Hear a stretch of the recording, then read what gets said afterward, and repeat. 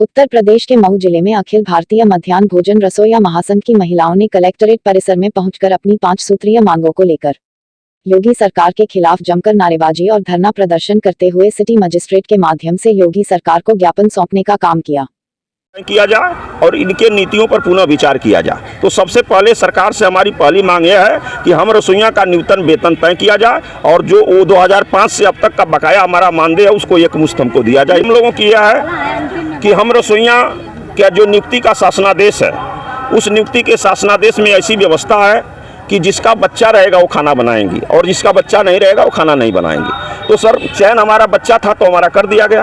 अब बच्चा अगर हमारा उस विद्यालय से निकल करके बाहर हो जा रहा है तो हमारे रसोइयों को निकाल के बाहर कर दिया जा रहा है। इसमें अधिक उम्र की महिला काम करती हैं, विधवा काम करती हैं। इस स्थिति में वो कहाँ से बच्चा लाने का काम करेंगी और कब तक बच्चा लाने का काम करेंगे। इसलिए जो पाले की बच्चे की जो व्यवस्था है वो अनिवार्यता उसको समाप्त किया जाए और ऐसा कर दिया जाए कि जिसको भी रोजी रोजगार दिया गया उसकी रोजी रोजगार को न छीना जाए, चाहे उसका बच्चा पढ़ता हो तब भी और नहीं पढ़ता हो तब भी। ये दूसरी मांग।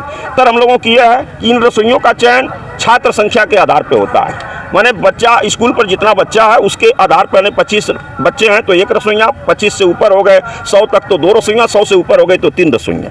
अब लेकिन सर चयन तो छात्र संख्या के आधार पर कर लिया जाता है, लेकिन जब विद्यालय का छात्र संख्या जब कम होती है, बच्चे निकल के इधर उधर चले जाते हैं, चाहे शिक्षा व्यवस्था ना हो, चाहे किसी भी कारण बच्चे जब विद्यालय से बाहर हो जाते हैं तो हमारे रसोइयों को विद्यालय से निकाल दिया जाता है। अब बताइए छात्र संख्या अगर कम हो रही तो उसमें हमारे रसोइयों को क्या दोष है।